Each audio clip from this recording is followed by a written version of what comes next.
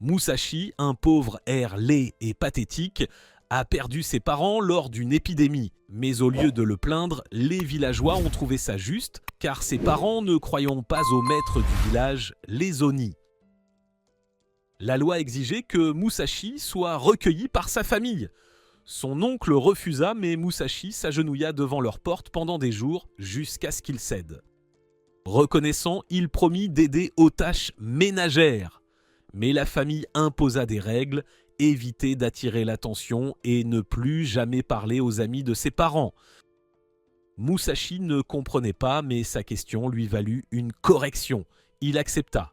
Un jour, il porta le déjeuner oublié de son oncle. En guise de remerciement, il reçut une raclée mémorable. Dès lors, Musashi vécut en silence, se sentant étranger, espérant être remarqué et apprécié. Un jour, il vit un jeune garçon, Kojiro, s'entraîner à l'épée. Kojiro cachait son épée car il venait d'une famille de bushi très discriminée. Mais Musashi, loin de le juger, fut impressionné et voulut apprendre aussi. Ils devinrent les meilleurs amis, s'entraînant et jouant. Kojiro n'était plus seul. Les années passèrent. Musashi alla à l'école et y apprit l'histoire. À Inamoto, les humains vivaient en paix, puis un puissant seigneur démon apparut, mettant fin à leur règne. Les généraux combattirent bravement les démons, les Oni, mais furent vaincus un par un. Pourtant, des descendants de ces généraux continuèrent la lutte contre les Oni, refusant d'abandonner. Aujourd'hui, les habitants d'Inamoto vénèrent les Oni comme leurs dieux et maîtres. Ils croient que servir les Oni facilite la vie. Beaucoup rêvent d'être mineurs pour extraire un minerai spécial. Musashi, lui, n'y croit pas. À l'école, le maître enseigne qu'il y a 150 ans, les Bushi, ces groupes de guerriers, étaient les monstres qui rendaient la vie dure aux gens. Musashi, cependant, n'adhère pas à cette idée. Il se souvient avec tendresse de son enfance avec Kojiro, s'entraînant à l'épée avec joie. Le père de Kojiro avait interrompu leur entraînement pour leur parler des Bushi qui luttaient pour libérer Hinamoto du joug des Oni. Kojiro demande si les Bushi peuvent vaincre les Oni. Musashi répond que oui, car ils se battent avec leurs amis. Musashi propose qu'ils deviennent Bushi ensemble et combattent les Oni, ce que Kojiro accepte. Ils se promettent de quitter le village, former un clan de guerriers et continuer à combattre les Oni. Alors que Musashi se remémore, le maître interrompt, annonçant la cérémonie d'entrée du lendemain, où ils commenceront à travailler dans les mines et serviront les Oni. Les élèves sont excités, imaginant l'allure glamour des Oni. Après l'école, Musashi cherche Kojiro. Mais Kojiro n'est pas ravi de le voir. Il lui dit de rentrer se préparer pour la cérémonie, mais Musashi le surprend avec une pioche unique. Musashi explique que cette pioche est son arme, son katana pour combattre les Oni. Ne voulant pas travailler à la mine, il insiste pour qu'ils quittent la ville et forment leur bande de Bushi, comme promis. Kojiro n'est pas d'accord, une pioche ne peut être un katana. Musashi rétorque que c'est sa forme de katana, car il s'entraîne avec en apprenant à creuser. Soudain, Kojiro s'emporte, accusant Musashi de mentir. Il dit que toute sa vie est un mensonge, son père l'ayant trompé, sur les Bushi héros et les Oni monstres. Musashi tente de l'encourager à ne pas abandonner son rêve de Bushi, mais Kojiro rit amèrement, affirmant que Musashi lui-même n'y croit pas. Il souligne comment Musashi suit les autres élèves, criant leur rêve de devenir mineur. Musashi tente de se défendre, mais Kojiro l'accuse d'être un menteur, incapable de déclarer fièrement son rêve de Bushi à son entourage. En colère, Musashi part, résolu à prouver à Kojiro qu'il a tort. Pourtant, Kojiro agit ainsi pour épargner à Musashi une vie misérable comme la sienne. Plus tard, Kojiro, son épée au côté, ramasse les ordures en ville, subissant les moqueries des villageois. Il se souvient du conseil de son père, toujours porter l'épée, symbole de l'identité guerrière. Malgré les moqueries, le poids de l'épée lui rappelait sa dure enfance où il fouillait pour survivre. Déterminé à épargner Musashi, qu'il considère comme un frère d'un sort similaire, Kojiro s'oppose à son désir de devenir mineur, craignant les épreuves. Le lendemain, la cérémonie d'entrée des mineurs rassemble les élèves devant un portail immense, les émotions mêlées. Certains anticipent la rencontre avec leur maître, mais Musashi est résolu à affronter les Oni. Les gardiens confisquent leurs affaires, pioches incluses, et les font entrer. Les élèves sont accueillis par une vision terrifiante. Des Oni attaquant et dévorant des gens, dissipant toute idée de paradis. Imperturbable, Musashi s'avance pour affronter l'Oni, mais réalise qu'il n'a pas sa pioche. Enragé par son défi, l'Oni se transforme en une entité monstrueuse. Apercevant une pioche, Musashi tente de frapper, mais est projeté et gravement blessé.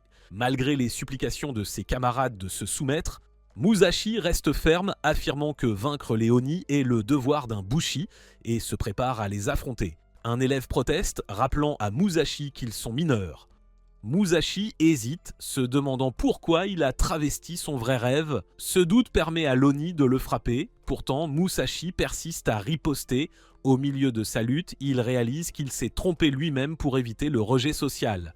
Perdu de vue ses vraies aspirations, l'Oni le saisit. Un officiel proclame que Musashi réalise son rêve de mineur, mais Musashi déclare avec véhémence son rêve de devenir Bushi. Cela attise la colère de l'officiel qui ordonne la mort de Musashi. Au moment où l'Oni s'apprête à frapper, Kojiro arrive sur une moto spéciale, une monture Kitesu, frappe l'Oni et sauve Musashi, stupéfiant tout le monde. Il tend à Musashi sa pioche et une note. Réalisant que Musashi n'a pas menti sur son entraînement à l'épée en tant que mineur, l'officiel hurle que posséder la monture Kaitsu est un crime capital et ordonne leur exécution. L'Oni frappé se relève. Kojiro est enfin d'accord avec son père. Les Oni sont bien des monstres. Alors que d'autres s'approchent pour exécuter l'ordre, Musashi y voit une chance de faire ses preuves auprès de Kojiro. Il plante sa pioche dans le sol derrière lui, l'utilisant comme fourreau. Kojiro s'inquiète de sa posture, reconnaissant une technique de Musashi. Musashi bondit, sort sa pioche et tranche le démon en deux, stupéfiant tout le monde.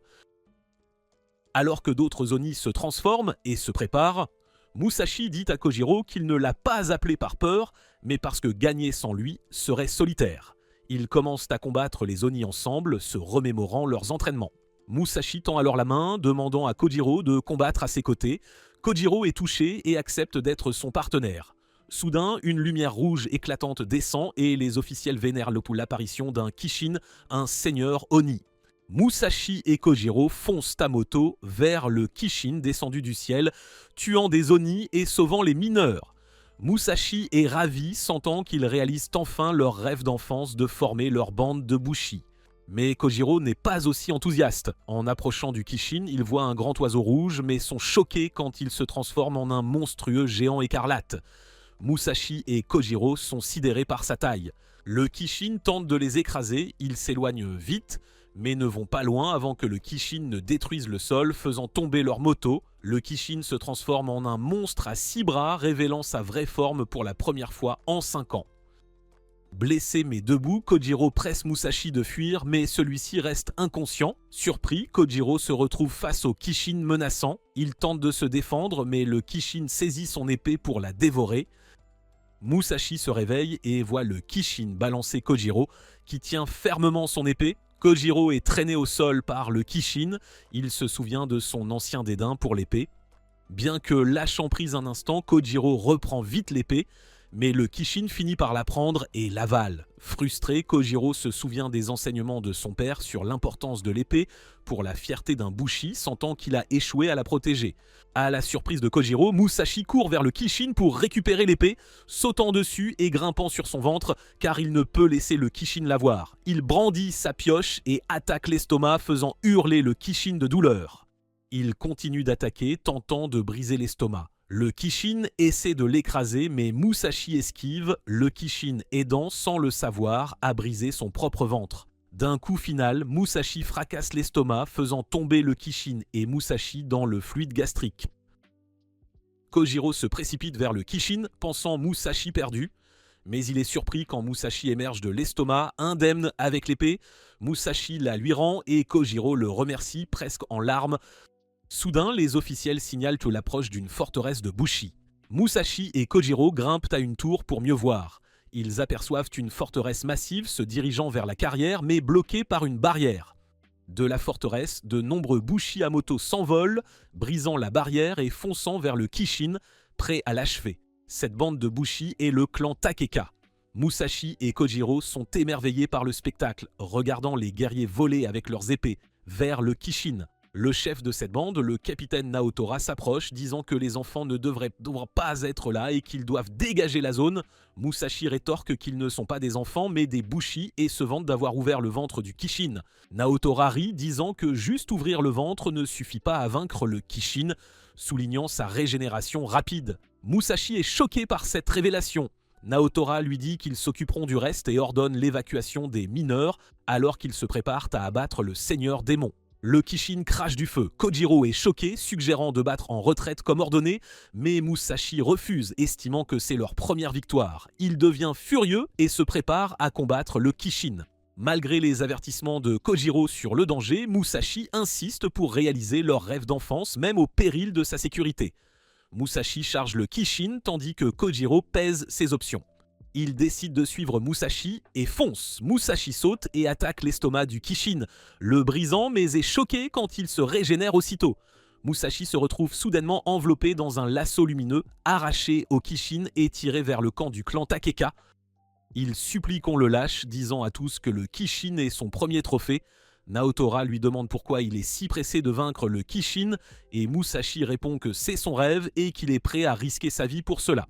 Naotora lui dit qu'il est encore trop inexpérimenté et ne comprend pas le danger de combattre un Kishin. Il lui montre qu'il faut toute la bande pour immobiliser une seule des jambes du Kishin. Mais Musashi croit qu'il le regrettera toute sa vie s'il n'essaie pas. Il se libère du lasso et charge le Kishin. Cette fois, Naotora ne l'arrête pas. Il le qualifie de vrai bushi, prêt à risquer sa vie pour prouver son point. Musashi se prépare à attaquer et Kojiro décide de le rejoindre, cherchant le meilleur moyen de vaincre le Kishin. Musashi lève sa pioche et commence à démolir le sol, le faisant se briser. Puis il bondit vers le Kishin, se souvenant des mots de Naotora qu'il ne peut le vaincre seul, mais sentant qu'il doit essayer. Kojiro lui crie que le point faible du Kishin est sa corne sur le nombril. Musashi le remercie et tente de frapper la corne, mais sa pioche se brise. Kojiro l'avertit d'une boule de feu du Kishin, mais Naotora intervient, reconnaissant la force et la détermination de Musashi à ne pas abandonner. Il dit qu'il va en finir et tranche la corne du Kishin d'un seul coup. Musashi est frustré de ne pas avoir gagné, mais Naotora dit que c'est pour le mieux car ils se battent tous pour leurs rêves. Ils sautent tous deux alors que le Kishin explose. Le clan Takeka commence à absorber le pouvoir du Kishin, ce qui stupéfie Musashi. Naotora annonce alors leur victoire et ils célèbrent ensemble. Musashi et Kojiro ressentent un mélange d'émotions en regardant les guerriers célébrer. Kojiro remarque quelque chose de familier et Musashi se souvient d'un dessin dans un des parchemins bushi que le père de Kojiro leur avait montré. Alors que les mineurs expriment leur gratitude au clan Takeka pour les avoir libérés, Kojiro verse des larmes, réalisant que son père avait raison. Les bushi sont les vrais héros. Tous sortent où le capitaine Naotora prononce un discours sur la création d'un monde sans oppresseurs. Il déclare que son clan rendra ce rêve possible et demande le soutien du peuple, qu'il lui accorde joyeusement. Musashi est toujours frustré d'avoir perdu sa première grande victoire. Il essaie de contenir ses émotions, mais finit par exploser de frustration. À sa surprise, Naotora le félicite d'avoir dit ce qu'il pensait, lui offrant même une gemme violette comme prix de consolation, ce dont ils plaisantent tous. Plus tard cette nuit-là, Musashi examine la gemme et remarque une marque indiquant qu'elle appartenait à un officiel acquis. Il pense la jeter, mais réalise qu'elle ressemble à un kaléidoscope. Il en déduit que la gemme leur permet de voir les Oni. Il décide donc de lire le parchemin bushi pour en savoir plus sur leur histoire. En lisant, il découvre le devoir des bushi. Vaincre tous les Kishin, rendre les trésors à la terre et unir le pays, le conquérant devenant le roi de toutes les terres. Musashi réalise que c'est le rêve de Naotora et décide de le confronter. Musashi rencontre Naotora et lui révèle qu'il a compris son objectif d'unir le monde en vainquant le Kishin. Naotora l'applaudit d'avoir compris et exprime sa détermination à y parvenir. Cependant, Musashi soutient que c'est un exploit impossible car personne ne l'a accompli au cours des 150 dernières années. Quoi qu'il en soit, il jure de ne pas laisser Naotora y parvenir. Musashi déclare qu'il formera sa propre bande et vaincra tous les Kishin. Naotora sourit et l'encourage à essayer.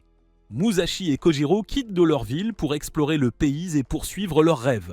Ils font le pacte de ne pas se disputer, mais quand la nourriture manque, les chamailleries commencent. Kojiro se vantait d'être meilleur pour survivre et pêche de nombreux poissons pour le prouver. Musashi essaie de faire de même de l'autre côté de la rivière, mais réalise qu'il ne devrait pas se battre. Il se dépêche de revenir s'excuser auprès de Kojiro, mais le trouve blessé au sol. Musashi s'approche de Kojiro qui tente d'expliquer qu'une fille l'a attaqué. Avant que Musashi ne réagisse, la fille lui saute dessus, le clouant au sol. Elle s'appelle Tsugumi et elle les capture tous les deux, les emmenant à la forteresse de son clan où ils sont enfermés. Plus tard, le chef du clan, Lord Hideo, réprimande Tsugumi pour ne pas avoir fait son travail. Capturer des Bushi talentueux et les persuader de rejoindre leur équipe, il la prévient qu'à la prochaine attaque Oni, tout le monde, même les enfants et les vieillards, sera appelé à combattre. Tsugumi soutient qu'il est injuste d'envoyer les faibles au combat. Mais Lord Hideo s'en moque. Les yeux de Tsugumi se remplissent de larmes alors qu'elle tente de lui tenir tête. Mais elle a peur de lui. Tsugumi va demander à Musashi et Kojiro des nouvelles de leur moto. Mais il remarque qu'elle a pleuré. Il lui demande ce qui ne va pas et elle leur dit qu'un troupeau de Kodama arrive à leur château. Et elle a peur que quelque chose de grave n'arrive aux gens. Musashi voit à quel point elle est bouleversée et l'encourage à exprimer ses sentiments. Tsugumi admet qu'elle a peur de dire qu'elle ne veut pas que les villageois se battent. Bien qu'elle sache qu'elle a raison, elle est trop effrayée pour tenir tête à Lord Hideo. Alors que le troupeau d'Oni Kodama approche, semant le chaos, Kojiro et Musashi parviennent à s'échapper de leurs cellules. Kojiro, utilisant ses talents de pêcheur, attrape les clés au mur. Ils localisent leur moto mais doivent encore récupérer leurs armes. Avec la lumière du matin, ils voient clairement le troupeau d'Oni Kodama se diriger vers la forteresse. Pendant ce temps, Lord Hideo rassemble tout le monde pour discuter de son plan de mobiliser le clan entier contre la horde démoniaque, leur assurant la victoire, mais les villageois, entendant qu'ils doivent aller au combat, s'y opposent immédiatement. Ils sont inexpérimentés au combat, ayant passé leur vie à cultiver. Malgré leurs protestations, Lord Hideo insiste pour qu'ils apprécient la guerre, terrifiant les gens. Quand ils tentent de fuir, des soldats leur barrent la route. Soudain, une bombe fumigène est lancée, créant la confusion. Lord Hideo aperçoit Tsugumi et devient furieux. Elle s'oppose à son plan, estimant que la protection du peuple doit passer avant tout. Lord Hideo la soupçonne de cacher quelque chose, cherchant une autre attaque. Tsugumi craint que sa diversion ne fonctionne pas jusqu'à ce que Musashi et Kojiro, utilisant la fumée comme couverture, neutralisent les soldats. Tsugumi les remercie et décide d'affronter Lord Hideo elle-même. Elle l'attaque, résolue à protéger tout le monde, comme sa sœur l'aurait fait. Mais Lord Hideo, la connaissant bien, la maîtrise, la traitant d'inutile. Alors qu'il s'apprête à l'abattre, Tsugumi le défie. En lui crachant au visage, refusant d'écouter ses ordres, elle jure de se battre, ralliant les villageois à ses côtés. Puisant sa force dans leur unité, elle charge Hideo, esquivant ses attaques. Elle réalise que sa peur de lui venait de sa peur d'être seule, mais maintenant, avec les villageois, elle se sent plus forte. Elle déchaîne la puissance de son arme, prête à protéger tout le monde et à garder leur nouvelle famille unie. Lord Hideo, effrayé, avertit les gens qu'il punira quiconque tentera de partir. Mais Tsugumi les assure que ce ne sera pas la fin. Même s'ils survivent aujourd'hui, ils souffriront toujours sous son règne, alors ils doivent se défendre. Lord Hideo la traite de faible et lui tire des flèches, mais elle les bloque, déclarant que même si elle n'est pas forte, elle n'aura plus peur. Elle l'attache avec sa corde verte, puis le projette au sol. Voyant le seigneur vaincu, les gens courent enfin se mettre à l'abri de la horde démoniaque. Tout le monde est sauf Tsugumi, qui reste dans la forteresse, gardant Hideo prisonnier. La horde démoniaque approche et tout le monde l'appelle à s'échapper. Mais elle reste car elle n'y arriverait pas à temps.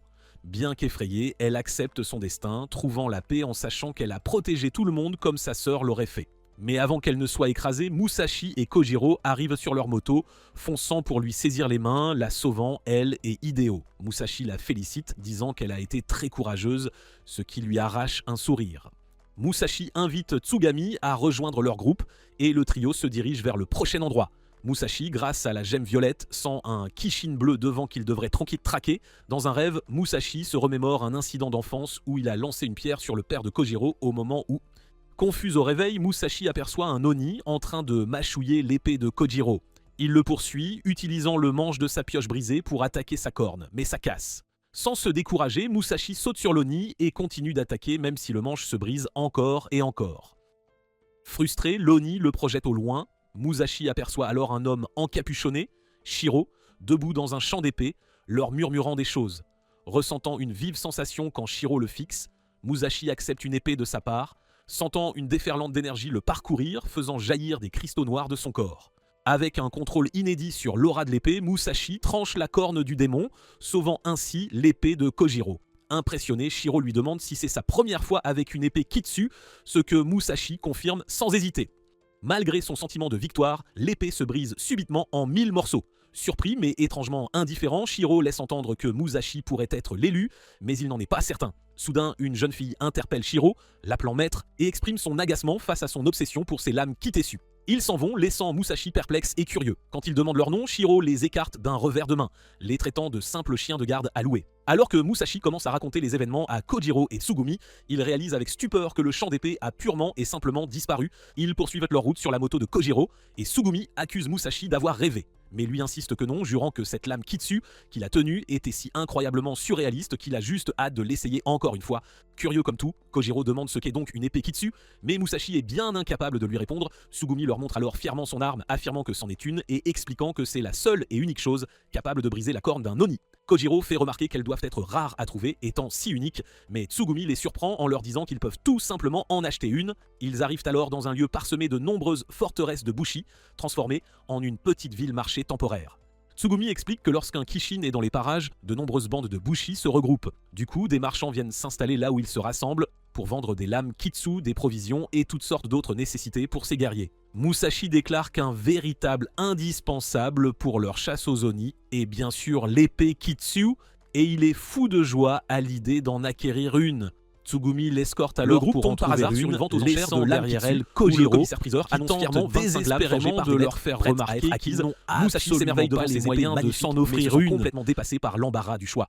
Mitsuru, la forgeronne en chef, lui conseille de choisir l'épée vers laquelle il se sent le plus attiré. Elle explique le lien tout à fait spécial qui unit les Bushi à leurs lames, faisant de cette sélection un rite de passage des plus significatifs pour devenir un véritable Bushi. Alors que l'événement bat son plein, chacun cherche désespérément son épée parfaite. Musashi est complètement captivé par une lame d'un rouge ardent, tandis que Kojiro, lui, opte pour une épée plutôt discrète, passée inaperçue. Mitsuru observe leur choix avec un sourire approbateur, les guidant pour qu'ils saisissent fermement les poignets de leurs épées. Lorsque Musashi et Kojiro saisissent leurs épées choisies, un étrange phénomène se produit, elles se mettent à briller intensément. Mitsuru révèle alors qu'il s'agit de l'épreuve de l'épée, le moment où elle sélectionne son véritable et légitime propriétaire. Kojiro, sentant son pouce accélérer à toute vitesse, traverse une expérience des plus profondes, confrontant souvenirs et défis. Finalement, l'épée se met à briller d'un bleu éclatant et des ailes de pierre éthérées surgissent de son corps, marquant ainsi l'achèvement de son épreuve. Tsugumi le félicite chaleureusement et Kojiro ressent une connexion incroyablement forte avec sa toute nouvelle lame. Tandis que d'autres réussissent leurs épreuves sans encombre, Kojiro s'interroge sur ses couleurs lumineuses. Mitsuru lui explique qu'elles représentent en fait l'essence même de l'âme. Mitsuru explique qu'il existe 5 couleurs distinctes et que chacune d'elles possède un pouvoir bien différent. Kojiro demande alors si sa couleur bleue est rare, mais elle lui répond que le bleu est tout à fait normal et que presque tout le monde le possède. Cependant, une bande de Bushi idéale devrait être composée d'utilisateurs de jaune, rouge, vert, blanc, et une couleur rouge serait vraiment parfaite pour leur équipe. Ils attendent avec impatience de découvrir la couleur de Musashi. Pendant l'épreuve de l'épée, l'expérience de Musashi prend une tournure sombre alors qu'il revit le moment tragique de la persécution et de la mort du père de Kojiro. Déconcerté par ce tournant inattendu, il rencontre une étrange sphère noire émergeant d'un œil gigantesque qui se métamorphose ensuite en femme. Bien qu'il ressente une certaine familiarité, il ne peut entendre ses paroles, ne percevant que la douce chaleur de son étreinte. Cependant, la femme se métamorphose en un homme gigantesque, écrasant les bras de Musashi, et lui déclare froidement qu'elle n'a absolument pas besoin de lui, alors que des pierres noires lumineuses jaillissent du corps de Musashi. Mitsuru le déclare tristement abandonné. Les pierres s'évanouissent et Musashi cesse de briller, laissant choir l'épée. Se précipitant à ses côtés, Kojiro et Tsugumi s'enquièrent de son état, et bien qu'il insiste sur le fait qu'il va bien, il se résout à essayer une autre épée, espérant que ce premier rejet n'était qu'une simple erreur. Malgré 6 tentatives supplémentaires avec d'autres épées, aucune ne l'accepte. Musashi reste farouchement déterminé à persévérer, mais Mitsuru lui révèle qu'il ne peut tout simplement pas utiliser de lame Kitsu, car son âme est noire, ce qui provoque leur rejet systématique. Découragé, Musashi demande s'il peut changer à force de travail acharné, mais Mitsuru lui assène une vérité des plus dévastatrices. Il lui est impossible d'altérer la couleur de son âme, et elle lui conseille vivement d'abandonner son rêve de devenir un Bushi. Musashi s'assied, tentant d'accepter la dure réalité. Son rêve de devenir un Bushi ne se réalisera jamais. Des souvenirs d'autres Bushi lui suggérant l'agriculture comme une voie de vie alternative inondent alors son esprit, le submergeant. Alors que Kojiro et Tsugumi s'approchent pour lui offrir un peu de réconfort, une horde d'Oni surgit annonçant l'arrivée imminente d'un Kishin au sommet. Malgré son impulsion initiale de combattre, la peur paralyse Musashi car il se souvient de son incapacité totale à manier une lame Kitetsu. Dans un moment de péril imminent, Kojiro intervient, sauvant Musashi d'une attaque d'Oni grâce à son épée lumineuse. Fortifié par sa lame, Kojiro affronte audacieusement les Oni, les terrassant sans le moindre effort et secourant les villageois par la même occasion. Tandis que Kojiro continue de triompher des Oni, Musashi observe en retrait, témoin de l'admiration et de la gratitude des villageois. Bien qu'il soit ravi de voir le sourire de Kojiro, une profonde mélancolie l'envahit. Son rêve de rejoindre la bande de Bushi s'estompe, le condamnant à jamais au rôle de simple observateur. Tous les Bushi sont sommés de se rendre au sommet de la montagne pour vaincre le Kishin. Puisque Musashi ne peut pas y aller, il se contente de souhaiter bonne chance à Kojiro et Tsugumi. Kojiro ne discute même pas. Musashi reste seul, profondément contrarié de n'avoir été choisi par aucune épée. Il se demande bien ce qu'il pourrait faire pour enfin obtenir une lame Kitsu. C'est alors que Shiro apparaît. Il dit à Musashi qu'il a absolument tout vu. Musashi lui demande s'il est venu pour se moquer de lui, mais Shiro répond que non, lui montrant qu'il possède lui aussi des cristaux noirs, tout comme Musashi, et l'invite à rejoindre son équipe. Musashi est sous le choc de voir que Shiro lui ressemble tant. Il demande alors sans tarder à Shiro comment faire pour devenir plus fort. Shiro lui répond que Musashi n'a qu'à accepter pleinement ses cristaux noirs, et c'est seulement à ce moment-là qu'il deviendra vraiment plus puissant. Musashi demande « À quel point exactement ?» Shiro démontre alors sa puissance en découpant le sol en un carré parfait, créant ainsi un trou béant. Il lance une lame à Musashi et lui dit qu'il devrait refaire l'épreuve de l'épée, car il pourrait devenir la lame Kitsu ultime au lieu de simplement en manier une. Musashi répond qu'il veut manier une lame Kitsu, pas en devenir une, car il souhaite combattre aux côtés de ses amis. Shiro menace alors d'utiliser les amis de Musashi comme simple matériau pour sa propre épée et prévoit de les affronter directement au sommet de la montagne. Musashi tente de l'arrêter, mais Shiro le pousse sans ménagement dans la fosse qu'il vient de creuser, puis lui lance une lame Kitsu, espérant que Musashi saura bien s'en servir. La fosse est d'une profondeur abyssale. Musashi essaie de freiner sa chute en s'agrippant au mur avec ses doigts, mais en vain. Il aperçoit la lame Kitsu et la saisit prestement, puis la plante dans la paroi, l'empêchant ainsi de chuter dans la lave bouillonnante en contrebas. Mais comme c'est une lame toute nouvelle, la tenir provoque l'éruption de cristaux noirs de son corps. Il voudrait lâcher prise, mais il en est incapable. L'assistante de Shiro, Nano, observe la scène d'en haut. Elle déclare que Musashi n'a que deux options. Soit il lâche prise et tombe dans la lave, soit il s'accroche et se transforme en une pierre noire. Dans tous les cas, c'est la fin pour Musashi. Son corps s'affaiblit, mais il se cogne la tête contre la paroi pour rester conscient. Il pense pouvoir utiliser les cristaux noirs comme des griffes pour grimper, mais en tentant, il entend une voix féminine lui dire qu'elle ne peut pas le permettre et de se cacher. Son corps est instantanément recouvert de cristaux noirs et il chute dans le lac de lave, mais il est protégé par ces mêmes cristaux. Dans son subconscient, la déesse que Musashi avait aperçue lors de son épreuve de l'épée lui conseille vivement de rester pour sa propre sécurité. Mais Musashi refuse catégoriquement, invoquant le besoin que ses amis ont de lui. La déesse, devenue colossale, lui saisit la main, l'avertissant que son retour ne ferait qu'alourdir le fardeau de ses amis. Elle déclenche alors un flashback sur le passé solitaire de Musashi, marqué par la perte de ses parents et les mauvais traitements de sa famille. Se sentant complètement invisible, Musashi priait ardemment pour être enfin reconnu, jusqu'à ce qu'une femme l'exhorte à lancer une pierre sur le père de Kojiro pour gagner leur acceptation. Poussé par un désespoir profond, il obéit, regrettant instantanément son geste. La déesse explique que Musashi a lancé cette pierre pour échapper à sa solitude, révélant que son désir ardent de devenir un guerrier provenait en réalité de son besoin de compagnie. Ainsi, elle le juge indigne de manier une lame Kitetsu. Musashi commence à se pétrifier tandis que la déesse révèle qu'elle a dû déclencher ses souvenirs pour empêcher son départ, car ils sont liés corps et âme. Partir signifierait sa capture, ne laissant à Musashi d'autre choix que de rester prisonnier ici. Pendant ce temps, les Bushi arrivent enfin à la montagne, mais Shiro apparaît soudainement et prétend avoir tué le Kishin. Kojiro lui demande alors qui il est, Shiro saute et s'approche calmement de Kojiro, ignorant superbement les Bushi qui l'interrogent. Il est immédiatement encerclé par 5 Bushi qui veulent absolument savoir ce qu'il a fait au Kishin. Shiro dégaine son épée et abat les 5 guerriers d'un seul et unique coup, stupéfiant absolument tout le monde. Il déclare alors qu'il était là pour leur lame Kitsu et qu'ils devront tous mourir pour qu'ils puissent les obtenir. Il devient évident que c'est un chasseur d'épée qui dérobe les lames Kitsu en éliminant leur propriétaire. Tous les Bushi se préparent à l'affronter, mais Shiro, d'un coup d'épée, frappe la terre, la découpant en fragments, blessant gravement nombre d'entre eux et les mettant en déroute. Tsugumi demande à Kojiro ce qu'ils sont censés faire. Shiro se tourne alors vers Kojiro. Il lui révèle que Musashi est déjà devenu un simple matériau pour la forge d'une lame Kitetsu et que Kojiro le rejoindra très bientôt. Cela terrifie Kojiro, qui craint que Musashi ne soit déjà mort.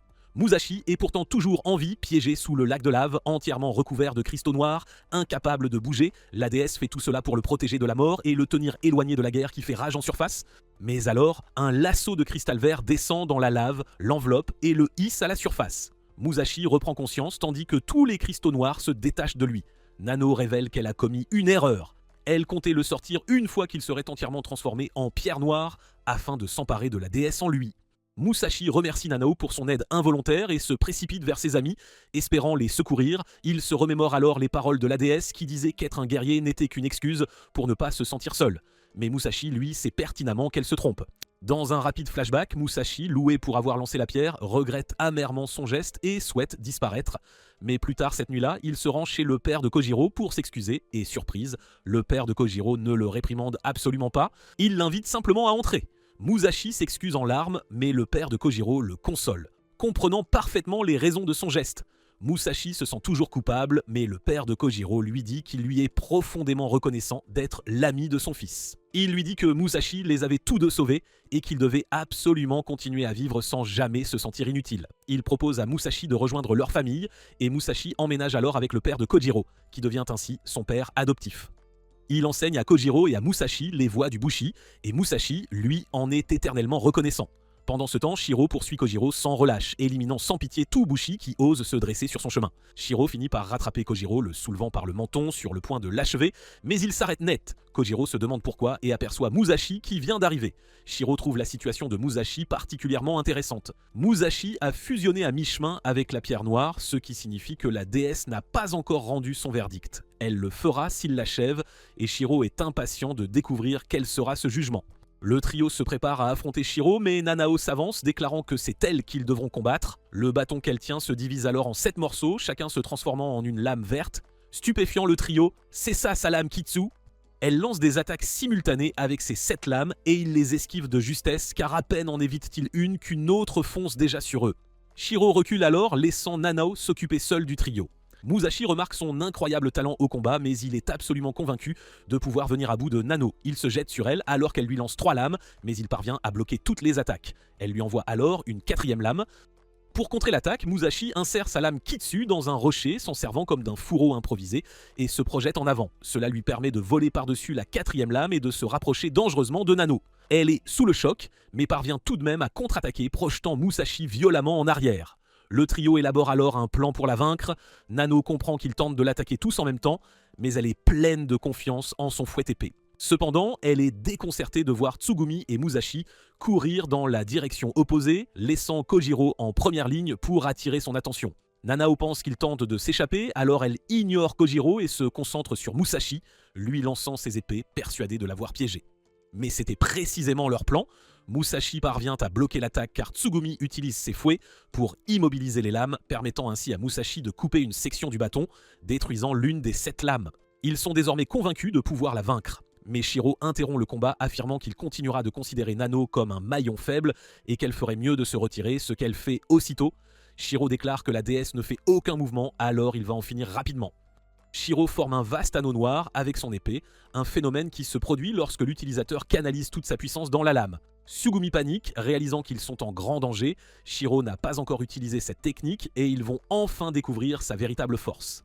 Shiro balance son épée, créant une puissante rafale de vent en leur direction. Tsugumi est perplexe car rien ne semble se passer, mais Musashi, lui, sent que quelque chose d'énorme est sur le point d'arriver. Kojiro les avertit de rester extrêmement vigilants. Soudain, la zone est recouverte d'un mur de lumière violette. Tous restent méfiants, mais Shiro affirme que cette technique est unique.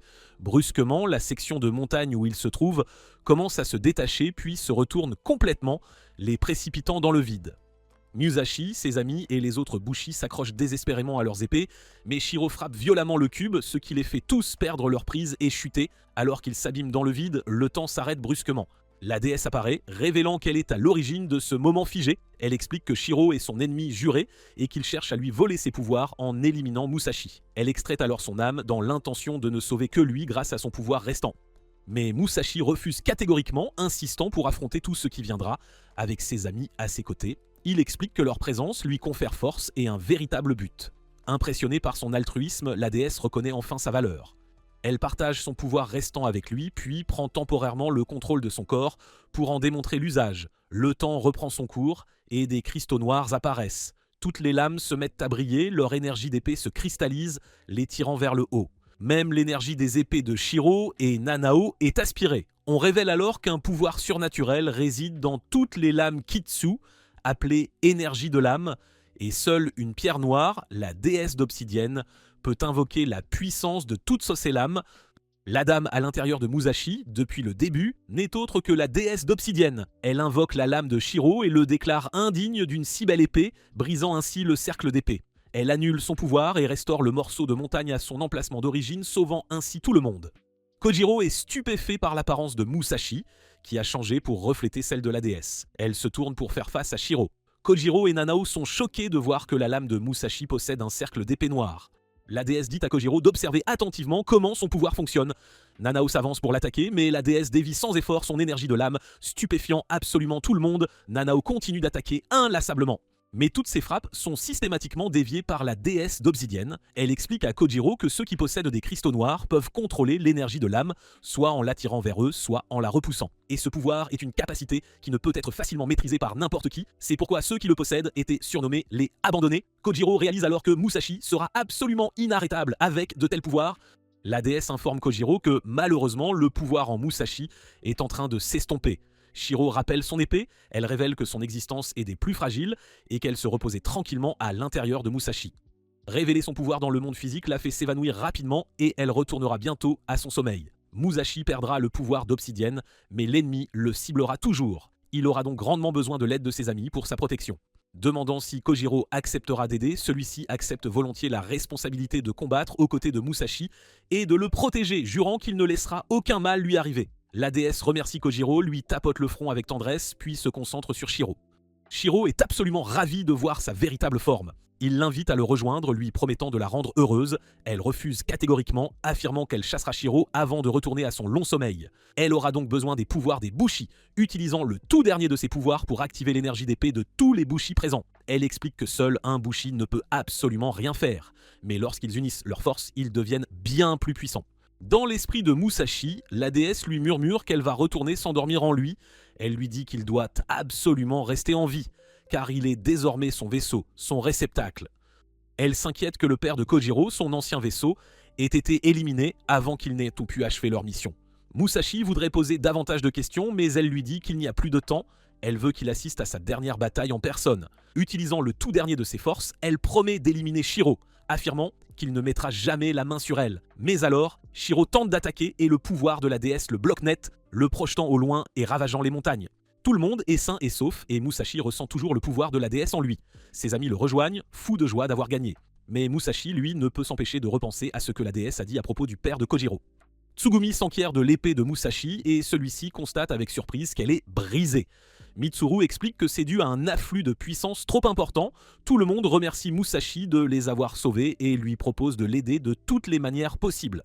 Musashi demande à Tsugumi d'organiser une nouvelle épreuve d'épée pour lui. Elle accepte et Musashi passe le test devant une foule immense, choisissant la même épée. Les gens s'inquiètent que ça ne se passe pas bien encore une fois, mais Musashi est certain que cette fois tout ira pour le mieux.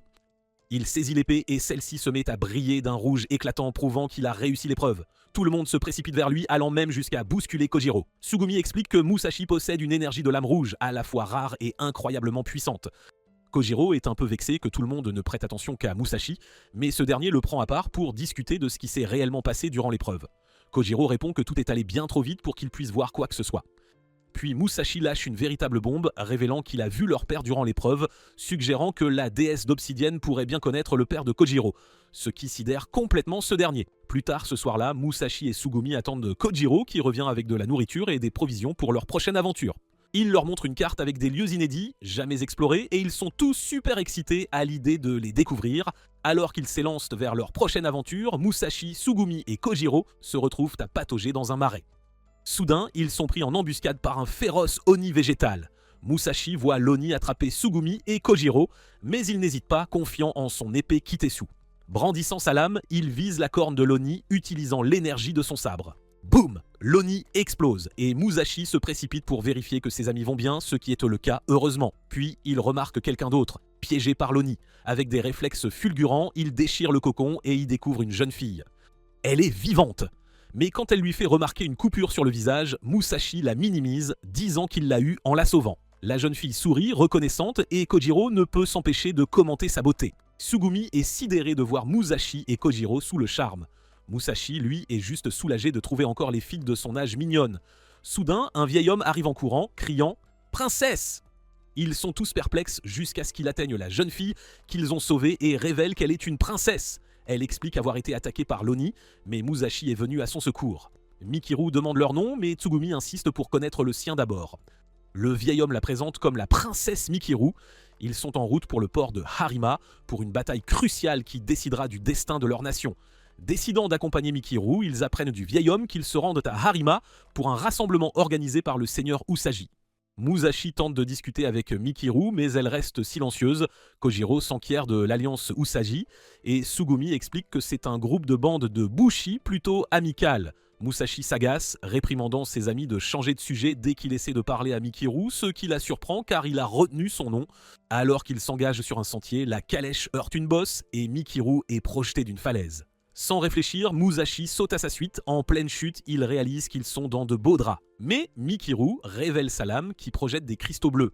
Les utilisant comme parachute, ils ralentissent leur chute. Musashi admire son épée et elle explique qu'elle lui rappelle son père, qui louait toujours son talent à l'épée. Embarrassée, elle avoue être une recluse et avoir du mal à engager la conversation avec des inconnus. Musashi se contente de rire, content qu'elle ne soit pas fâchée et soulagée d'en apprendre davantage sur elle. Mikiru suggère à Musashi de se diriger vers le sud avec elle, mais il explique qu'il se dirige vers l'est avec ses amis. Elle le prévient qu'ils n'iront pas loin et pointe vers l'est où se dresse un mur sombre et imposant qui semble s'étirer jusqu'au ciel. Musashi en reste bouche bée quand il réalise que c'est un Kishin.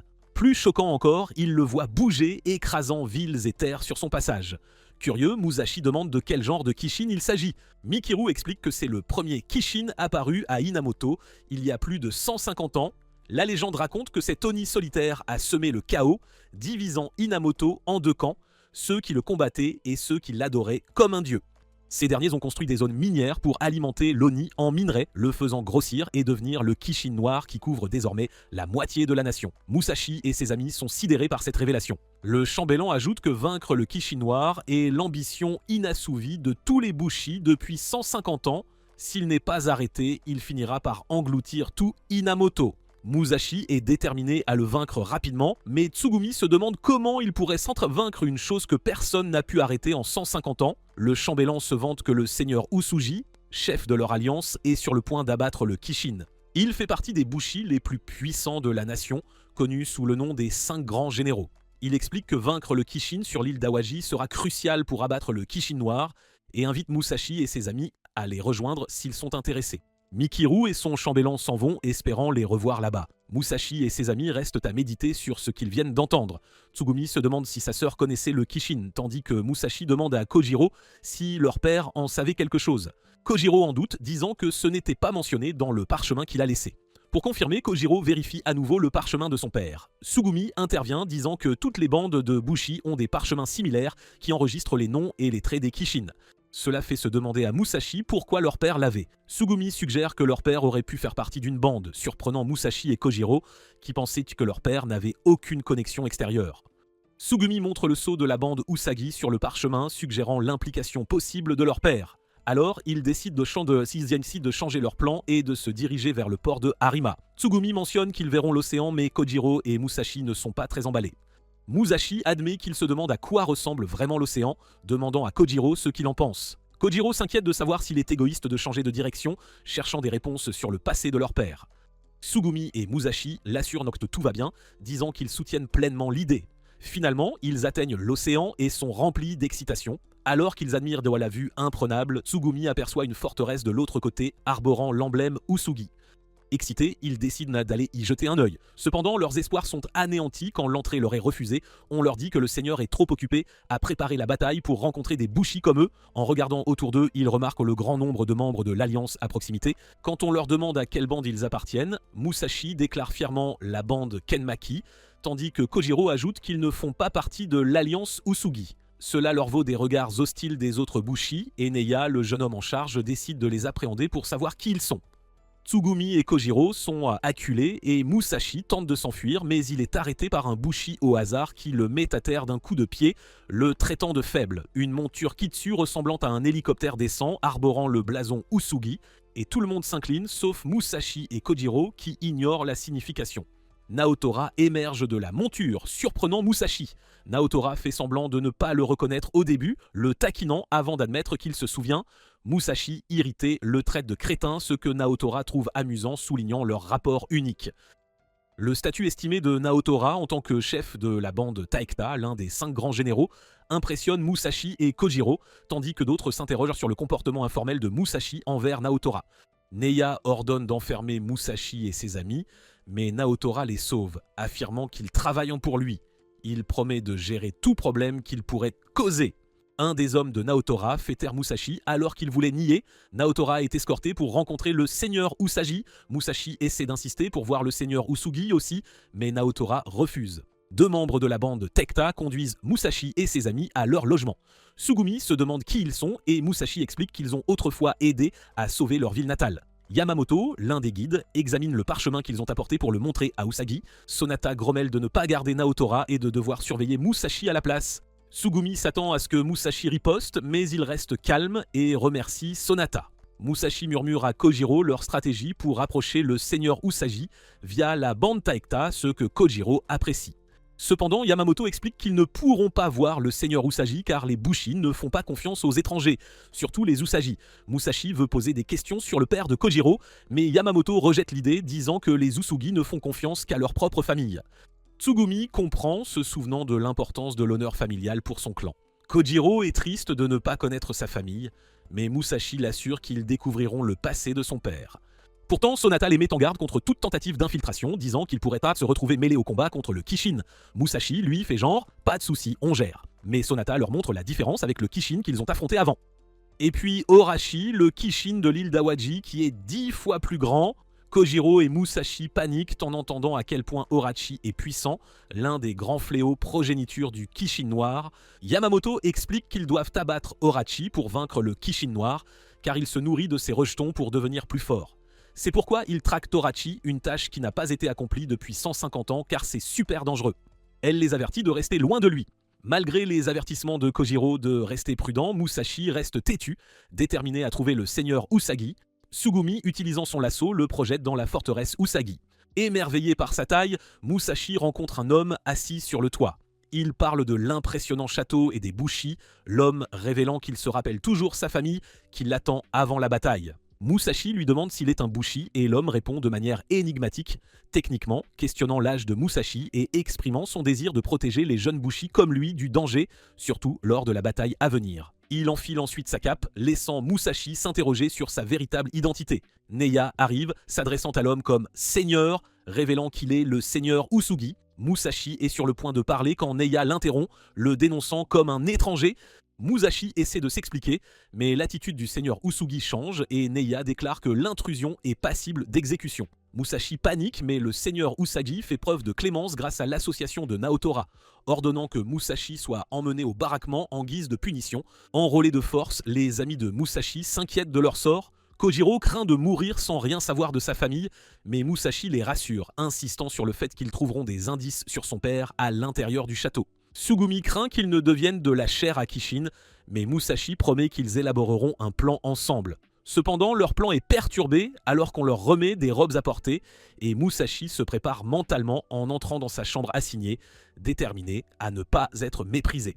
Il sourit, utilisant sa capacité spéciale à lire la pièce et à en déterminer la hiérarchie, une compétence affûtée par son éducation difficile. Observant les factions de la pièce et leurs interactions, il réalise que c'est leur première véritable interaction et sa chance de s'affirmer, façonnant ainsi sa future position parmi eux. Alors que les tensions montent parmi les Bushi, l'un d'eux suggère audacieusement que le plus fort d'entre eux devrait prendre le commandement. D'autres, d'accord, recommandent le Bushi qui avait précédemment mis Musashi à terre. Se présentant comme Katsumi, fils du chef de la bande Hamako, le Bushi recommandé se présente comme Akihiro de la bande Shimazu. Katsumi se moque de la lignée d'Akihiro, insinuant qu'il n'est peut-être pas le premier fils et qu'il a été envoyé au combat en raison d'une possible illégitimité. La bande Shimazu rit et qualifie le clan Hamako de faible. Akihiro riposte, se demandant si les intentions de Katsumi ne seraient pas de restaurer la gloire de son clan déchu par la bataille, faisant encore monter la tension. Musashi observe jusqu'à ce que Mikiru lui tape sur l'épaule, se révélant et exprimant son inquiétude pour sa sécurité dans la bataille à venir.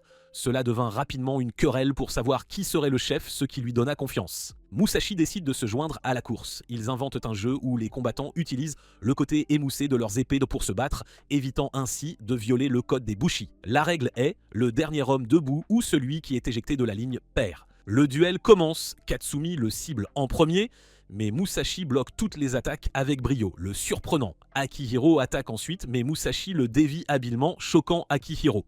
Les deux adversaires avaient sous-estimé l'habileté de Musashi. Katsumi balance son épée 3 fois, mais Musashi parvient à bloquer chaque coup. Musashi ressent un élan de bonheur en mettant enfin ses techniques d'épée en action. Quand leurs épées s'entrechoquent, Katsumi s'émerveille de la façon dont Musashi peut suivre. Musashi répond simplement qu'il ne peut pas, il est ravi de pouvoir enfin évaluer ses compétences au combat.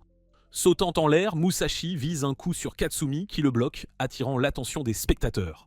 Deux jeunes filles encouragent Musashi, tandis que la bande Hamako s'interroge sur lui, la bande Kanemaki étant inconnue.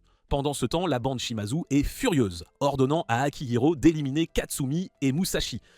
Akihiro tente de donner un coup de pied à Musashi par derrière, mais Musashi esquive et Katsumi évite de justesse d'être touché.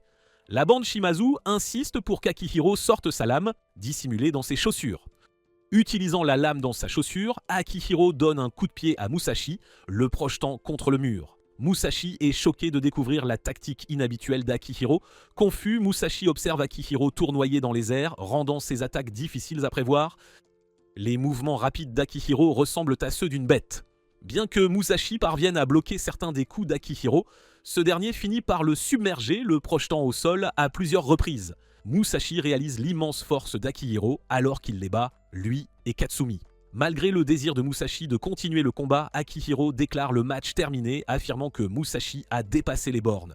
Musashi, respectant la décision d'Akihiro, lui tend la main, le reconnaissant comme leur commandant d'unité. Il aide Katsumi à se relever, les déclarant camarades et se délectant discrètement des coutumes bushi qu'il a apprises. Bien que trouvant Akihiro désagréable, Musashi lui offre quand même sa main en signe d'amitié. Akihiro accepte la poignée de main mais suggère cyniquement que les actions de Musashi découlent d'un intérêt personnel visant à obtenir les faveurs pour une bonne position dans l'unité. Musashi nie avec véhémence cette accusation mais les mots d'Akihiro le laissent incrédule.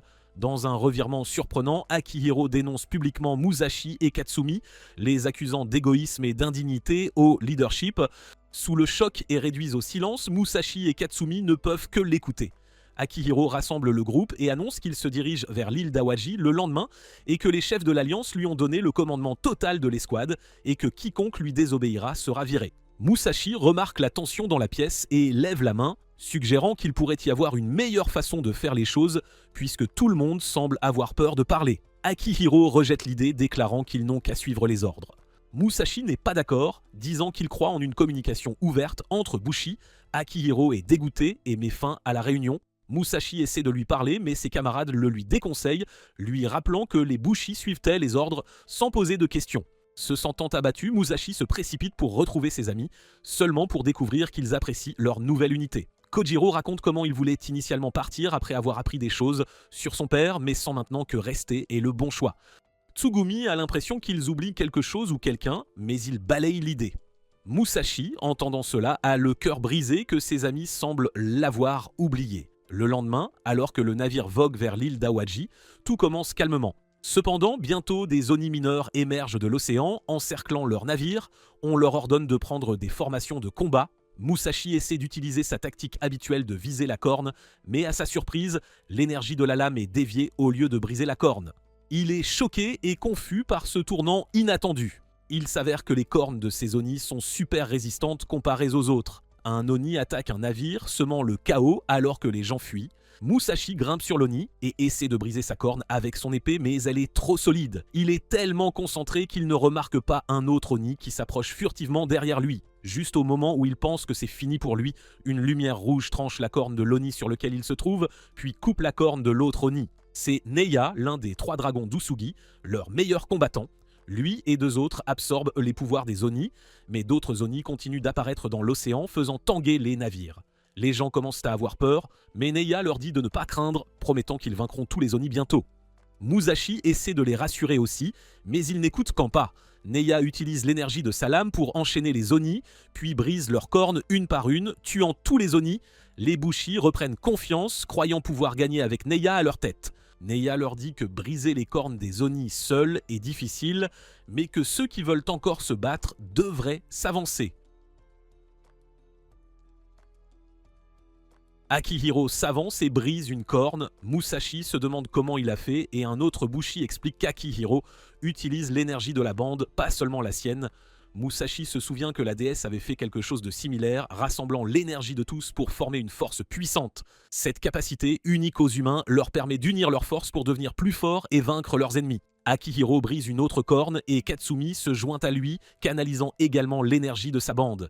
Musashi réalise qu'ils ne suivent pas Akihiro par peur, mais parce qu'ils travaillent ensemble pour atteindre leur objectif. Il a l'impression d'avoir tout gâché seul pendant qu'ils réussissaient ensemble. Naotora et Usugi discutent tranquillement, se connaissant depuis l'enfance. Usugi révèle qu'ils ont trouvé la déesse d'obsidienne, surprenant Naotora. Il explique que s'ils exploitent son pouvoir, ils peuvent changer le cours de leur bataille, mais leurs ennemis, le sachant aussi, pourraient tenter de les saboter. Usugi craint que l'ennemi n'ait des espions au sein de leur alliance et charge Kuroko de les trouver et de les éliminer. Naotora décide de quitter la ville pour appeler des renforts. Musashi se sent embarrassé alors que le groupe se moque de son manque de coordination au combat à l'épée Kitesu. Il réalise qu'il est le seul à ne pas être utile au combat et a honte de demander à se joindre la prochaine fois. Akihiro le qualifie de soldat inférieur et le groupe accepte de l'ignorer. Certains suggèrent qu'il parte, Musashi broie du noir, réalisant qu'ils ont peut-être raison. Cette nuit-là, Musashi se prépare à partir quand Katsumi le trouve. Katsumi lui conseille de rester, notant le soutien de Musashi envers eux. Malgré sa gêne face à son manque d'habileté, Musashi est motivé par les mots de Katsumi. Il remercie Katsumi, puis lui demande pourquoi il veut diriger l'escouade. Katsumi partage que l'île d'Awaji était sa ville natale jusqu'à l'invasion des Oni, l'inspirant à la reconquérir. Musashi s'interroge sur ses propres raisons de se battre, réalisant qu'il n'a pas été utile et se sentant minable. Lors de l'appel du matin et de la vérification de l'unité, l'escouade d'Akihiro manque une personne, Musashi étant absent. Cependant, Musashi surprend tout le monde en se présentant, se déclarant prêt pour le service. Les filles et Mikiru sont heureuses de le voir. Bien qu'il soit encore incertain de sa raison de se battre, si c'est pour Kojiro et Tsugumi, il est prêt à endurer l'embarras et à continuer. Il commence à s'entraîner à canaliser une lame Kitsu. Katsumi devient sévère et autoritaire, lui criant dessus pour avoir mal tenu l'épée. Musashi est déconcerté car ce n'est pas le Katsumidu qu'il connaît. Pendant ce temps, Mikiru, les observant derrière son voile, transmet secrètement des informations en tant qu'espionne. Sur l'île d'Awaji, Yataro, un membre des Chiens Noirs, discute de leur plan. Horashi, le Kishin, épuisera tout le minerai de l'île en 5 jours. Avant cela, ils visent à acquérir la déesse d'obsidienne. Ils affichent l'image de Musashi, se demandant pourquoi la déesse a choisi un hôte si apparemment faible. Sa transmission est interrompue par Mikiru, qui est en fait la fille de Yataro. Il la félicite pour ses informations utiles sur l'alliance Usugi et lui rappelle sa véritable mission, trouver et tuer l'hôte de la déesse d'obsidienne. Mikiru acquiesce, cachant ses émotions contradictoires. Mikiru se remémore le désir de son père d'avoir une arme capable et comment il l'a nommée sa 3000e fille après qu'elle ait manifesté une épée Kitsu. Elle se sent obligée de suivre la mission de son père pour prouver sa valeur. Mais ses sentiments pour Musashi grandissent et la tiraillent. L'entraînement de Musashi continue et Katsumi lui suggère d'essayer son énergie d'épée sur quelqu'un d'autre, histoire de voir. Il appelle Mikuru pour s'entraîner, sentant une connexion particulière avec elle. Elle est ravie qu'il sollicite son aide. Katsumi et ses subordonnés doutent du succès, mais à leur grande surprise, Mikuru projette son énergie d'épée sur Musashi, qui la capte sans problème. Musashi et Mikiru sourient, mais soudain, des cristaux noirs jaillissent d'eau de leur corps. Leurs énergies fusionnent en un unique cristal noir qui s'envole au-dessus de la forteresse, semant la panique parmi les habitants terrifiés. À l'intérieur du cristal, Mikiru informe Musashi que son père est au courant de leur situation et qu'ils doivent s'échapper. Dehors, Dabushi peine à contenir ce cristal d'une puissance absolument phénoménale. Kuroko intervient, utilisant son énergie d'épée pour créer une cage autour du cristal, puis la rétrécit pour limiter tout mouvement. Les Bushi saluent son talent, la reconnaissant comme la maîtresse incontestée de la captivité au sein du clan Usugi.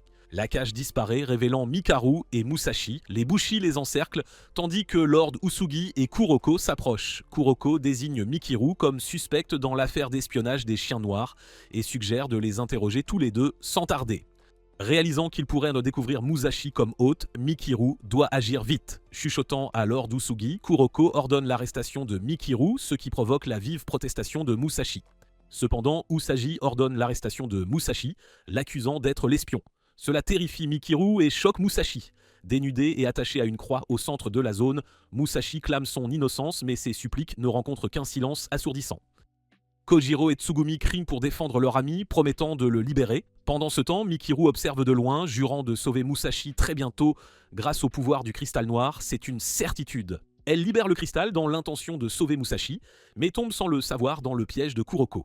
La réaction du cristal révèle l'emplacement exact de Yatero sur l'île d'Awaji, c'est une catastrophe. Lord Usugi annonce leur plan, prendre d'assaut l'île, vaincre le Kishin et s'emparer de la tête de Yatero. Alors que l'Alliance se rassemble pour l'assaut, Lord Usugi prononce un discours, détaillant leur mission de vaincre le Kishin noir une fois pour toutes. Il explique la formidable muraille défensive d'Orochika et la nécessité de couper ses 8 cornes pour assurer la victoire. Quiconque revendiquera une corne sera récompensé d'une ville par la famille Usugi. Neya les assigne à des tâches de réserve jusqu'à ce que Musashi et Mikiru soient blanchis, ce qui provoque une colère palpable au sein du groupe.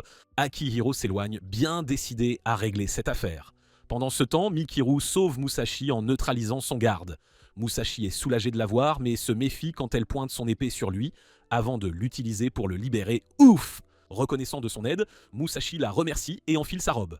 Curieux de l'incident du cristal noir, il commence à l'interroger, mais leur conversation est brusquement interrompue par l'entrée d'Akihiro comme par hasard. Musashi salue Akihiro avec un sourire, espérant de l'aide, mais est décontenancé quand Akihiro pointe son épée sur lui. Akihiro déclare son intention de faire rapporter les origines de Musashi et de prouver qu'il n'est pas affilié au clan Shimazu, c'est une affaire sérieuse. Musashi questionne la loyauté d'Akihiro envers leur cause. Akihiro affirme que Musashi n'est pas un allié mais un obstacle à leurs objectifs, révélant sa véritable ambition, obtenir l'autorité en tuant Horachi, ni plus ni moins. Perplexe face au changement soudain de comportement d'Akihiro, Musashi le confronte, remarquant son attitude plus réservée que lors de leur précédente rencontre. Akihiro était préoccupé, contemplant le plan de son père de le remplacer, lui et ses frères et sœurs, par le fils d'une nouvelle concubine comme héritier, une situation délicate. Ils soupçonnent leur père de vouloir les éliminer lors de la bataille de l'île d'Awaji, mais croient pouvoir faire leur preuve en vainquant l'une des cornes d'Orochi. Alors que Musashi s'interroge sur le silence d'Akihiro, des créatures Oni attaquent de manière inattendue, s'adressant à Mikiru comme à leur sœur et affirmant vouloir l'aider. C'est étrange. Musashi est perplexe face à la capacité des Oni à parler. Les frères et sœurs Oni révèlent l'implication de Mikiru dans une mission visant à récupérer la déesse d'obsidienne. Musashi essaie de comprendre, mais Mikiru reste silencieuse, le poussant à l'interroger, bien sûr. Avant qu'elle ne puisse répondre, les Oni révèlent son secret, l'accusant de vouloir tuer Musashi pour récupérer la déesse. Musashi défend Mikiru, refusant de croire ces accusations, c'est impensable pour lui. Mais les larmes coulant sur son visage, Mikiru admet la vérité, brisant le cœur de Musashi. Alors que Mikiru continue de pleurer, les Oni sont perplexes, suggérant qu'elle est tombée amoureuse, ce qui est plutôt cocasse. Musashi reste incrédule jusqu'à ce que des cristaux noirs émergent du corps de Mikiru, révélant un hologramme de leur père, Yatero. Son père la félicite, mais elle sait que blesser Musashi juste pour obtenir son approbation est une erreur, une grave erreur.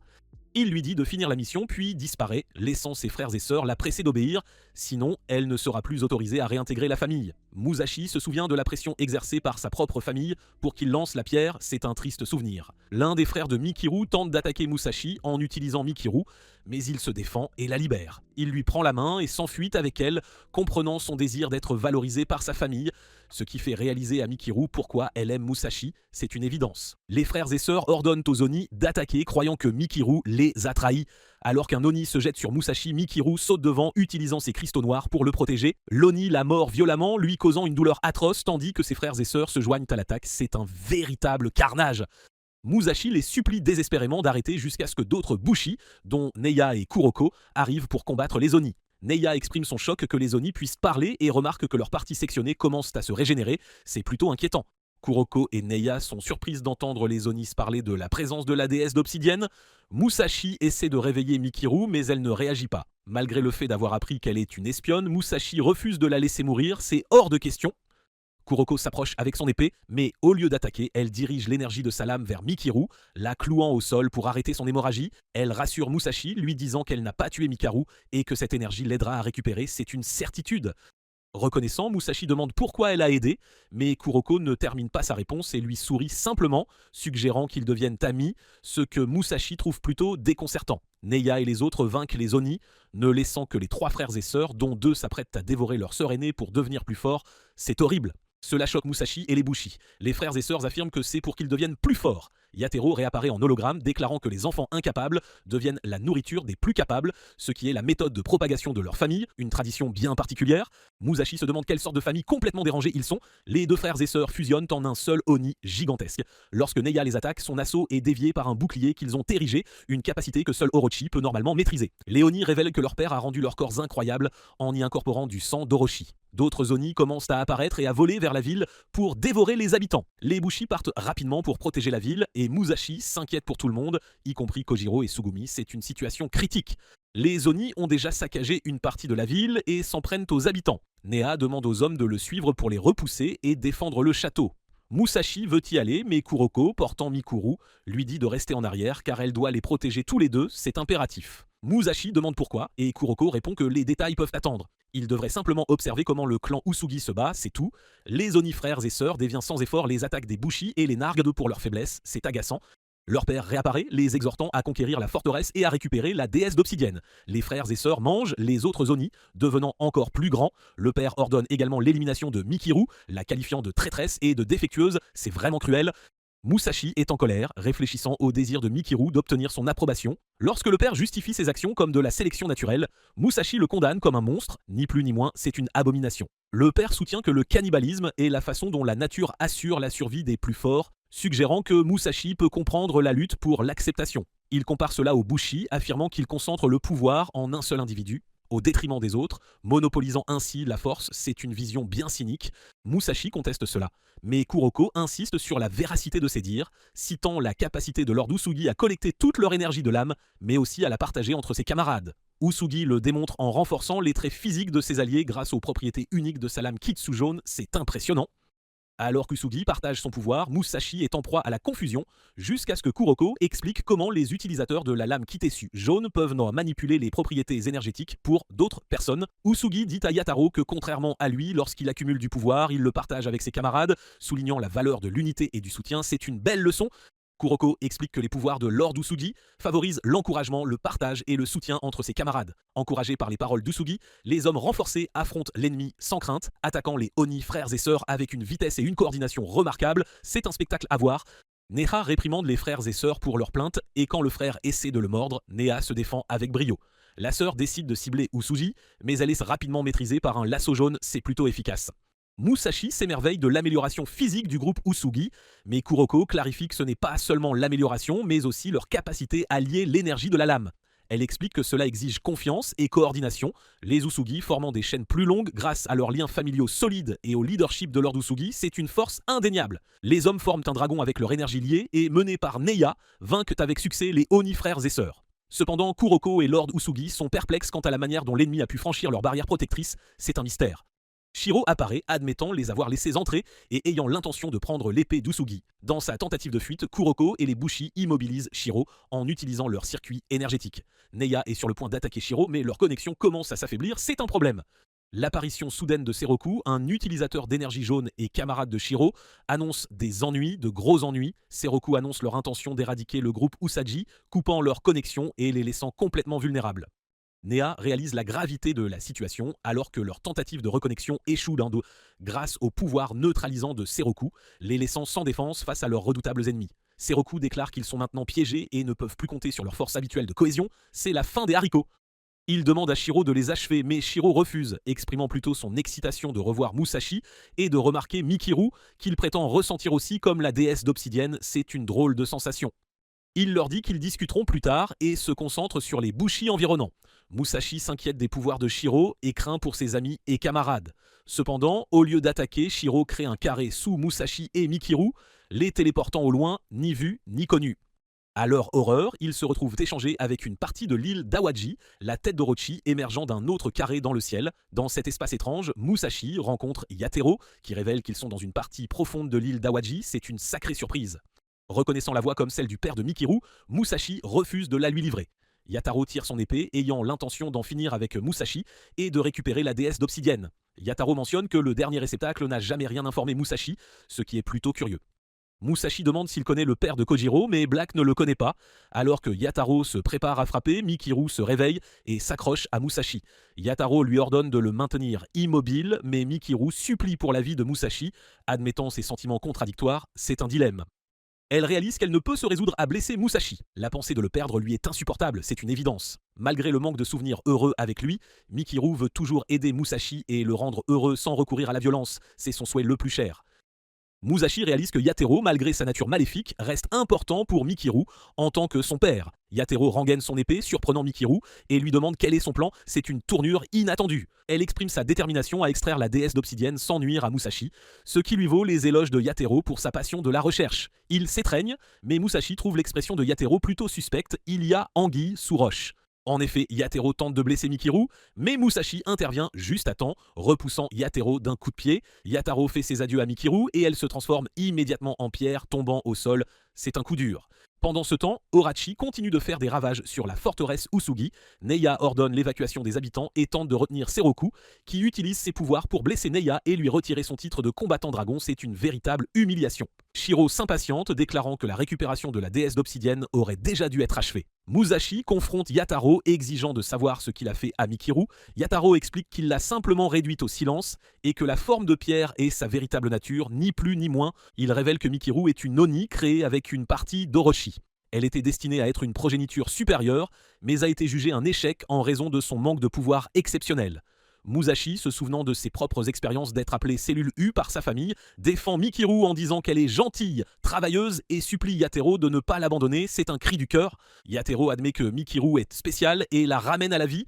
Mikiru est restaurée, mais avec ses souvenirs effacés, elle demande qui est Musashi et qui elle est elle-même. C'est un moment déchirant. Yatero explique qu'elle est Mikiru. Musashi est inquiet et demande ce que Yatero a fait. Yatero admet avoir effacé ses souvenirs, déclarant que les émotions et les sentiments étaient énormes des obstacles à sa loyauté. C'est une justification glaçante. Mikiru court aux côtés de Yatero, se blottissant contre lui, heureuse d'être avec son père. Musashi, consumé par la colère, croise le fer avec Yatero, mais Yatero prend le dessus, envoyant Musashi voler au loin. C'est un combat inégal. Musashi réalise qu'il ne peut pas utiliser l'énergie de l'épée à moins que ce ne soit sa propre épée. Yatero crée un anneau de lame et dirige l'énergie vers Musashi, tandis que Mikiru continue d'encourager son père. C'est une scène surréaliste. Cela exaspère Musashi qui refuse de l'accepter et tente d'attaquer Yatero à nouveau, mais il est facilement repoussé. Musashi s'affaiblit et Yatero est sur le point de le poignarder lorsque Mikiru le transperce par derrière avec ses cristaux. C'est un retournement de situation. Elle se souvient brièvement du nom de Musashi avant d'oublier à nouveau. Yataro la repousse, la mettant en garde contre la désobéissance et menaçant d'effacer ses émotions une fois de plus, ce à quoi elle acquiesce en larmes. C'est vraiment tragique. Alors que Musashi est téléporté au loin car la technique de Shiro commence à manquer de temps, il appelle Mikiru qui est en larmes, mais le groupe Taekta franchit la barrière de la forteresse pour sauver les habitants. C'est une intervention divine.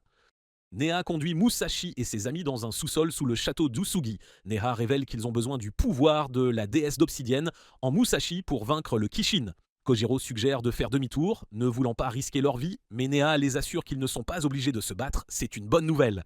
Il reconnaît l'objet enveloppé que Tsugumi transportait comme étant la lame de Musashi et la lui donne. Musashi apprend qu'il prévoit de l'utiliser pour le sauver de l'exécution et s'échapper ensemble. C'est un plan audacieux. Neha reconnaît les grands amis de Musashi, mais souligne la nécessité de sauver leurs propres amis, ce qui exige d'affronter Orochi et les Bushi ennemis. Musashi est d'accord, assurant à Kojiro que ce n'est plus seulement pour lui, mais pour tous, c'est une noble cause. Avec tout le monde à bord, ils avancent et atteignent une porte qui s'ouvre sur le mausolée du clan Usugi, où réside le secret de la déesse d'obsidienne. Musashi et Kojiro sont enfin sur le point de découvrir tous les secrets cachés, c'est une révélation imminente. Selon d'anciens parchemins, à une époque où l'humanité luttait contre les Oni, une femme mystérieuse a offert la première lame Kaitesu au monde. Elle maîtrisait toute l'énergie de l'âme canalisée par les épées, ce qui lui a valu le titre de déesse d'obsidienne, une figure légendaire, en somme. Même après sa mort, son âme habitait des individus, son pouvoir dormant en eux. Neya explique que Musashi pourrait potentiellement exploiter ce pouvoir pour unir tous les Bushi de Hinamoto. C'est une perspective incroyable. Cependant, Musashi se souvient que la déesse avait indiqué qu'il ne serait pas capable de manier son pouvoir. Imperturbable, Neha présente une boîte contenant un trésor censé débloquer le pouvoir de la déesse. C'est une lueur d'espoir. Kojiro questionne la volonté de Neha de donner un trésor si précieux gratuitement. Neha affirme qu'ils doivent l'utiliser pour vaincre Horachi et sauver leur seigneur capturé. Incapables de lier leur énergie d'épée à cause du pouvoir de Seroku, ils doivent prendre des mesures proactives. C'est une nécessité absolue. Malgré la honte de demander un tel pouvoir pour des raisons personnelles, Neha souligne l'importance de sauver leurs amis et leur seigneur. Kojiro et Tsugumi expriment leur compréhension, rassurant Neha qu'il n'y a aucune honte à protéger leur famille, c'est une évidence après tout. Musashi demande s'il peut vraiment vaincre l'ennemi avec le trésor. Neha révèle que les figures énigmatiques qu'ils appellent chiens noirs sont aussi connues sous le nom des 8 d'obsidienne. Ces guerriers manient des lames Kitsu et servent les Oni, terrorisant la Terre pendant des siècles en massacrant d'autres Bushi. C'est une sombre histoire. Musashi se résout à affronter et vaincre les chiens noirs, acceptant le trésor. Neha lui présente une coupe remplie du sang de la déesse, expliquant que le consommer transformera le corps de Musashi. C'est une perspective plutôt sanglante.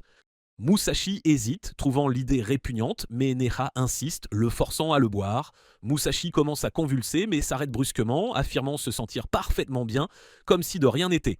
Déçus par l'absence de résultats, ils partent, Neha s'excusant d'avoir suscité de faux espoirs. Cependant, Musashi sent quelque chose remuer juste avant leur départ. Alors qu'ils affrontent enfin l'ennemi sur l'île d'Awaji, ils vainquent Torachi, laissant derrière eux une épée, c'est un détail important. Se précipitant en bas de la montagne, Musashi espère trouver Mikiru. Cependant, ils sont choqués de découvrir l'intérieur entier d'une montagne évidée. Descendant plus loin, ils voient une épée noire flotter au milieu et une entité émerge à côté, s'emparant de l'épée. C'est une scène des plus étranges. La tête du père de Mikiru apparaît dans le ciel, se présentant comme Yataro. Il déclare avoir fusionné avec Horachi, contenant son pouvoir en lui-même. L'entité à côté de l'épée noire se révèle être le nouveau corps de Yataro.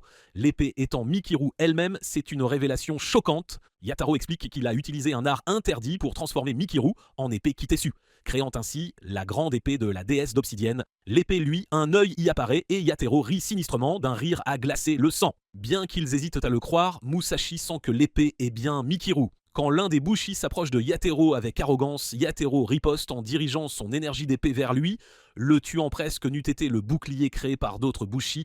C'est une sacrée chance. Yataro les avertit de ne pas le sous-estimer, incitant Lord Usugi à ordonner aux Bushi d'attaquer avec toute leur puissance. Cependant, Yataro élimine rapidement tous les Bushi sur le point de l'attaquer avec seulement 2 coups de sabre, dont la force entaille la montagne environnante. C'est une démonstration terrifiante. Il se vante de sa nouvelle force, affirmant qu'il a toujours envié les Bushi pour leur supériorité, mais que maintenant il les surpasse et de loin. Alors que Musashi l'attaque, Yataro bloque le coup, affirmant que Mikiru est sa création parfaite, son chef-d'œuvre en quelque sorte. Mikiru crie, exprimant son désaccord avec les actions de Yataro. Cependant, Musashi sent son pouvoir diminuer car il est absorbé par Mikiru. Yataro révèle que Mikiru possède le même pouvoir que la déesse d'obsidienne, lui permettant d'absorber l'énergie de la lame aussi. C'est une capacité redoutable. Il lève son épée, aspirant toute l'énergie de l'âme des Bushi et formant une constellation dans le ciel, reflétant les actions de la déesse d'obsidienne. Yataro déchaîne ensuite le pouvoir de Mikiru, causant une dévastation qui atteint la forteresse Usugi, détruisant des montagnes sur son passage. C'est un cataclysme. Musashi est déterminé à tendre la main à Mikiru, malgré son état actuel. Cependant, Yataro rejette ses tentatives, affirmant que Mikiru a été renouvelée en tant qu'épée parfaite et qu'elle est maintenant son outil, ni plus ni moins. C'est une triste fin. Musashi comprend que ce n'est plus la Mikiru qu'il connaît et aime. Son esprit se déchire, elle exprime sa confusion et ses regrets, tiraillé entre être l'outil parfait de son père et sa propre personne. Yataro insiste pour que Mikiru reste sans émotion, l'épée parfaite. Mais Musashi s'y oppose, affirmant que l'ancienne Mikiru est toujours là. Yataro lève son sabre pour frapper Musashi, mais Naotora intervient, donnant à Musashi et ses amis une chance de se regrouper. Usugi, armé d'un sabre, prête sa force à Naotora et Neha, qui foncent sur Yataro à toute vitesse, mais il les met hors de combat. Usugi annonce qu'il affrontera Yataro seul pour faire gagner du temps aux autres. Cependant, Yataro attaque sans relâche, blessant chaque Bushi. Alors qu'il s'apprête à frapper Musashi et ses amis, Kojiro bloque l'attaque et soudain, le temps se fige. Musashi voit une jeune Mikiru dans une faille spatiale et l'appelle. Il entre dans ce moment figé et redevient son jeune lui. Rampant vers Mikiru, il lui demande pourquoi elle refuse de se souvenir de lui. Mikiru révèle que ses souvenirs sont douloureux. En les lui montrant, il voit la peine qu'elle a endurée quand son père l'a rejetée comme un échec, son cri quand elle le supplie de revenir et promet de tout faire pour qu'il reste. Alors que Mikiru et Musashi partagent une conversation à cœur ouvert, ils trouvent du réconfort l'un chez l'autre, réalisant qu'ils ont tous deux un vide. Mikiru confesse qu'elle s'est toujours souvenue de Musashi et lui avoue ses sentiments, ce qui illumine son visage d'un sourire radieux. Elle se remémore leurs rencontres passées et la chaleur qu'elle a trouvée en sa présence. Musashi invite Mikiru à embarquer avec lui pour un voyage à la découverte de trésors. Il reconnaît que leurs vides ne seront peut-être pas complètement comblés, mais ils peuvent ne trouver réconfort et joie dans ce qu'ils partagent, les trésors qu'ils découvriront. Mikiru accepte son offre et Musashi l'attire hors de la boule noire. En émergeant, ils se retrouvent que transformés en leurs versions adultes, vêtus des mêmes habits que lors de leur première rencontre.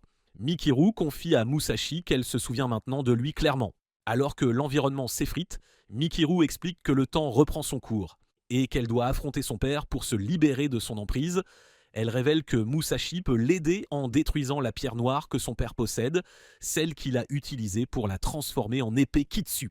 Musashi accepte et Mikiru l'assure que ses pouvoirs se sont éveillés, lui donnant la capacité de manier ceux de la déesse d'obsidienne. Mikiru montre à Musashi 5 portes colorées représentant les facettes du pouvoir de la déesse, indiquant qu'avec le sang qu'il a consommé, il possède désormais ses pouvoirs. Musashi sent son corps vibrer d'énergie alors que la déesse apparaît devant lui, lui demandant s'il est prêt à combattre avec son pouvoir. Musashi accepte. Alors que le temps reprend son cours, toute l'énergie des sabres des Bushi, y compris celle de Yataro, commence à être attirée vers Musashi, créant une constellation dans le ciel. Au début, Kojiro croit que la déesse est revenue pour les sauver, mais il réalise de vite que c'est Musashi qui parle, pas la déesse. Musashi a désormais le contrôle total, ses cheveux sont liés et non noirs comme ceux de la déesse. Yataro commence aussi à attirer l'énergie des sabres de tous, déclarant que Musashi est incomplet s'il ne peut pas contrôler toute l'énergie des sabres. Usugi explique que Musashi n'a qu'un 5e du pouvoir de la déesse car il n'a bu qu'un 5e de son sang. Ils s'affrontent et dans le choc qui s'ensuit entre Musashi et Yataro, ce dernier prend le dessus et tranche la main gauche de Musashi, se préparant à un coup final. Cependant, Musashi le surprend en bloquant sa lame du bout du doigt, révélant que toute l'énergie des lames a été canalisée dans son corps. Il concentre toute cette puissance dans sa main droite et envoie Yataro valser. Il délivre ensuite un puissant barrage de coups de poing, assommant Yataro.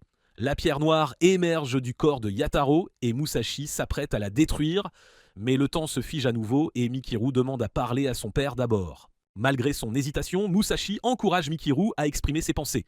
Yataro prend la parole en premier, remettant en question la détermination de Mikiru à le trahir et lui rappelant leur rêve commun de devenir des êtres puissants. Mikiru, cependant, exprime son désir d'affection paternelle, mais Yataro insiste sur le fait qu'ils sont semblables dans leurs aspirations. Mikiru finit par abandonner, réalisant que Yataro ne peut pas la comprendre, et exhorte Musashi à détruire la pierre. Musashi accepte, mais Mikiru révèle que son corps disparaîtra si la pierre est détruite. Musashi a du mal à l'accepter, mais Mikiru insiste sur le fait que c'est le meilleur dénouement pour tous.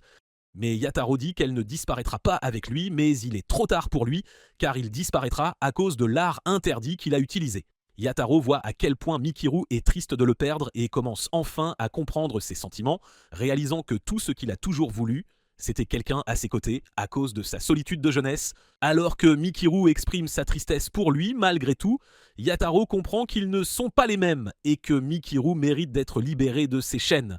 Dans un moment poignant, Yataro regarde Mikiru dans les yeux pour la première fois et Mikiru lui fait ses adieux avec un sourire alors que la pierre est détruite et Yataro est vaincu. Mikiru exprime sa gratitude à Musashi pour lui avoir donné le courage d'être elle-même. Après la bataille pour récupérer l'île d'Awaji, il surveille toujours Mikiru de très près. Elle n'est pas en cellule, mais enfermée dans une pièce, tout ça parce que Musashi n'était pas contre l'idée de l'y mettre.